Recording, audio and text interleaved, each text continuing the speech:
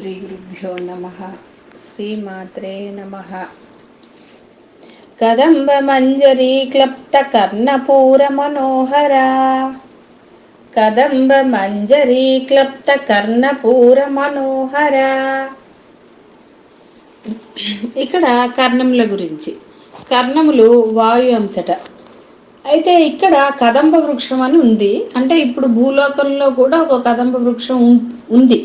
అన్ని చోట్ల పెరగదు, కానీ కదంబ పుష్పం కూడా చాలా బాగుంటుంది. అమ్మది విరాట్ రూపం. అమ్మ కొప్పే మనం ఒక బ్రహ్మాండం అనుకున్నాం కదా. అయితే అమ్మ ఇప్పుడు మనం గులాబీ పూలు ఎలా అయితే చెవి పక్కన పెట్టుకుంటాం కదా స్టైల్గా, అమ్మ ఈ కదంబరి పుష్పాలని కదంబ పుష్పములను గుత్తులుగా అలా పెట్టుకుందిట, ఆ చెవి పక్కగా అలా పెట్టుకుందిట ఆవిడ.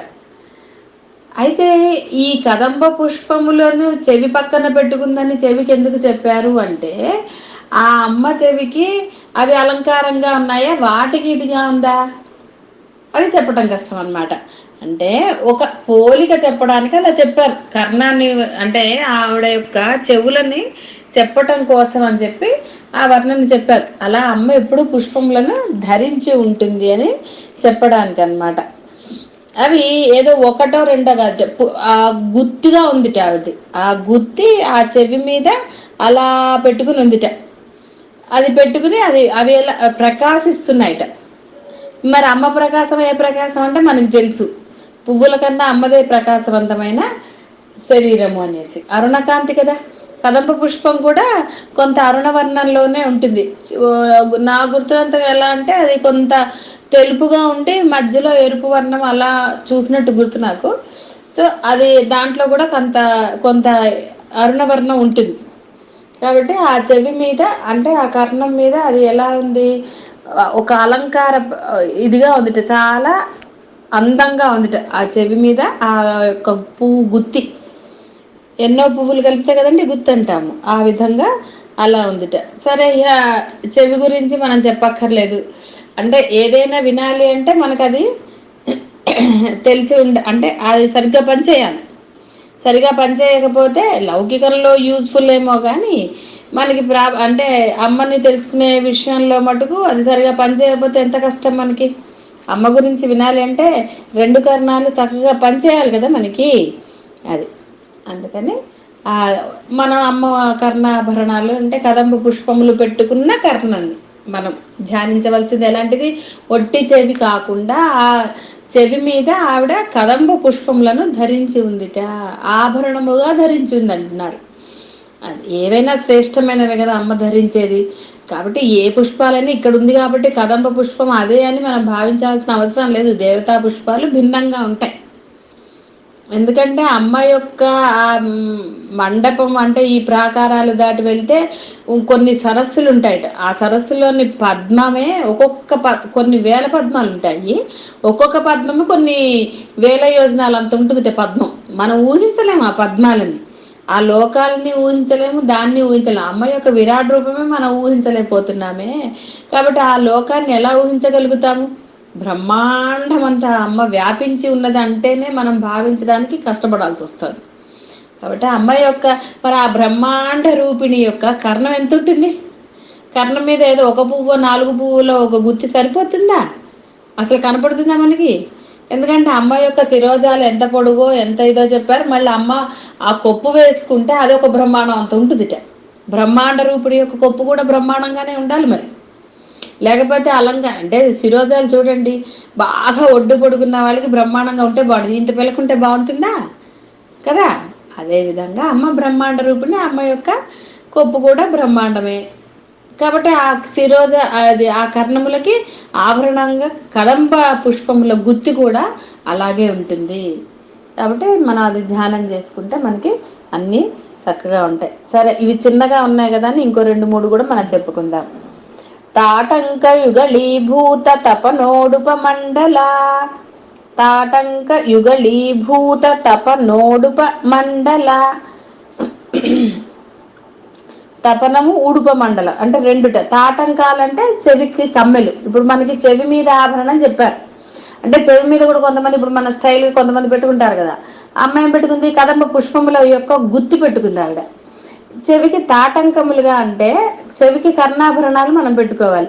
మరి బ్రహ్మాండ రూపిణి యొక్క అమ్మకి ఆభరణంగా ఏది పనికొస్తుంది? మనకు తెలిసింది సువర్ణాలు, మణులు, రత్నాలు ఇవే.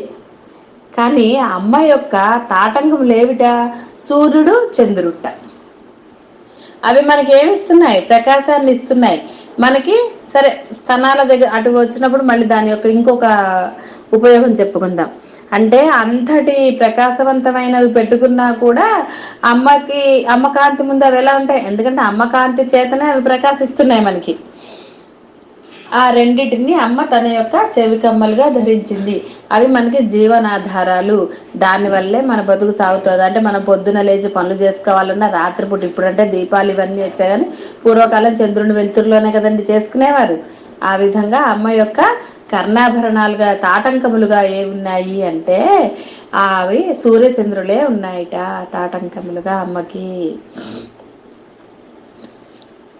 ఎందుకంటే ఆవిడ పరాశక్తి కాబట్టి ఆవిడకి ఇచ్చా మాత్రం చేత దేన్నైనా ఆవిడ ధరించగలుగుతుంది. అయ్య బాబాయ్ అది వేడి కదండి అవన్నీ అంటే ఆవిడికి వేడి ఎలా ఉంటుంది? ఆవిడ సృష్టి చేసింది అది. కాబట్టి అవి ఆవిడకి చెవి కమ్మలుగా ఆభరణాలుగా ప్రకాశిస్తున్నాయట అందులో ఆవిడికి. ఇదైపోయింది. అంటే ఇక్కడ మళ్ళీ మనం తత్వం కూడా చెప్పుకోవాలి కదా. ఈ సూర్యచంద్రుల్ని గనక మన అమ్మ చెవి కమ్మలుగా భావించినప్పుడు వాటి వల్ల మనకి చెడు జరగకుండా మంచి జరుగుతుంది. అదేంటంటే అందరికీ తెలుసు, ఎండవేడిమి ఎలాంటిదో, చంద్రుని కనుక మనకి సరైన ఇది లేకపోతే ఎలా జరుగుతుందో ఔషధులు వస్తాయి అందులోనే. మనసు, చంద్రుడి మీద ఏం ఆధారపడి ఉంటుంది? మన మనసు సరిగ్గా లేకపోతే ఏమవుతుందో కూడా తెలుసు మనకి. కాబట్టి ఇక్కడ మనకి రెండు అర్థాలు అనమాట. అంటే అమ్మ యొక్క చెవి కమ్మలుగా మనం సూర్యచంద్రులను ఆరాధన చేయగలిగితే గనక వాటి వల్ల మనకి చెడు జరగకుండా అమ్మ మనని కాపాడుతూ ఉంటుంది. చంద్రుడు మనసుకి సంకేతం అండి, ఆ మనసుని సరిగా చూస్తారు. కాబట్టి ఆ విధంగా మనము అమ్మని ఆరాధిద్దాం. చెవి కమ్మలు అంటే ఈ సూర్యచంద్రులే ఆ యొక్క కర్ణ ఆభరణాలుగా ఉన్నాయని. కర్ణము పైన ఉన్న ఆభరణాలేమో కదంబ పుష్పములు, ఈ చెవి కింద తమ్మ దగ్గర ఉన్న ఆభరణాలేమో సూర్యుడు, చంద్రుడు అన్నమాట.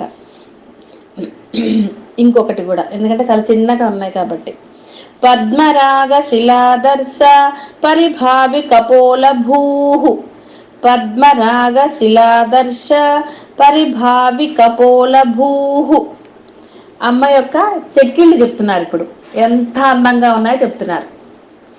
మనం చూడండి, పసిపిల్లలవి బ్రహ్మాండంగా ఉంటాయి. అలాగే కొంత యువతిగా ఉన్నది అంటే ఒక యవ్వన దశలో ఉన్న స్త్రీవి అలా ఉంటాయి. సరే, మనం వాటి జోలికి వెళ్లకుండా మనం ఇక్కడ ఏంటంటే ఆ అమ్మ యొక్క చెక్కిళ్ళు ఎంత ప్రకాశవంతమో అంటే అమ్మవారి చెక్కిళ్ళ కాంతి ముందు ఈ పద్మరాగ శిలలను ఉంటాయట. అవేంటి? మన ఈ స్ఫటిక సదృశాలవి.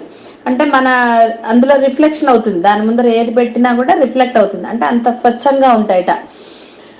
ఆ మణులు కూడా పద్మరాగ శిలలు అంటే ఆ మణులు ఏవైతే ఉన్నాయో అవి అలా ప్రతిఫలింపజేస్తాయి ఏది ఉంటే అది. కానీ అవి కూడా వేస్ట్ అయిపోతున్నాయట. అమ్మ యొక్క కపోలాల ముందర అవి కూడా వేస్ట్ అవుతున్నాయట. అమ్మ యొక్క కపోలాలు అంటే అమ్మ అరుణవర్ణం కాబట్టి అమ్మ యొక్క వర్ణం ఎలా ఉంటుంది? కపోలాల వర్ణం కూడా. అయితే ఇక్కడ కపోలం కూడా అంటే అంత ప్రకాశిస్తోందండి. ఇక్కడ చెప్పటం ఏంటంటే స్ఫటిక సదృశుడైన శివుడు ఆవిడ పక్కనే ఉన్నారు కదా, అర్ధనారీశ్వర తత్వం. కాబట్టి ఇక్కడ ఏమవుతుందంటే ఆ రెండు ప్రకాశిస్తున్నాయట. అంటే ఈ పద్మరాగశిల అని అవి ఎలా ఉంటాయో అది ప్రకాశిస్తోంది అమ్మ. అంటే రెండు రకాలుగా అమ్మ యొక్క కపోలము ప్రకాశిస్తోంది అనమాట. ఎలాగా? ఒకటేమో శివుడి సంకేతంగా, ఒకటి అమ్మ సంకేతంగా అరుణవర్ణంగా ఉంటాయట. అమ్మ కపోలాలు అంత అందంగా ఉన్నాయట. ఎందుకు చెప్పారు అంటే పక్కనే ఆ స్ఫటిక సదృశుడైన శివుడు ఉన్నాడు. శివుడు అమ్మ మనకి మళ్ళీ చక్కగా సముద్రలహరిలో కూడా వస్తుంది. అలా అమ్మ శరీరం కూడా ఉంది కాబట్టి అదేమైంది? మిళితమైందిట. అంటే స్ఫటికంలో అరుణవర్ణం ప్రతిఫలిస్తోంది, ప్రకాశిస్తోంది. అంటే స్ఫటికము అరుణం కలిపి ప్రకాశిస్తోంది అనమాట. అంటే అమ్మ యొక్క ఆ చెక్కిళ్ళు అంత అందంగా మనోహరంగా అలా ఉన్నాయని చెప్పారు. ఇక్కడ మనకి తత్వం అంటే ఇక్కడ అమ్మ కపోలాలకి శివుణ్ణి కూడా ఆరాధించినట్టు అవుతుంది. మనకి అర్ధనారీశ్వర తత్వం చాలా గొప్పది. అర్ధనారీశ్వర తత్వం మనకి ఇక్కడ మనకి నామంలో లేకపోయినా శివుడు వచ్చేసాడు. అమ్మని మనం ఇక్కడ ప్రార్థన చేస్తే శివుడు కూడా వచ్చేస్తున్నాడు. ఒక దెబ్బకి రెండు బిడ్డలు అంటున్నాం కదా, ఏంటది 1+1 ఆఫర్. ఆ విధంగా మనకి ఇక్కడ ఆ అమ్మ కపోలాలు భావన చేసినప్పుడు మనకి తెలియకుండానే మనం శివుణ్ణి కూడా ఆరాధిస్తాము. ఆ శివుని యొక్క అనుగ్రహం కూడా మనకి లభిస్తోంది అని అర్థం అన్నమాట ఇక్కడ.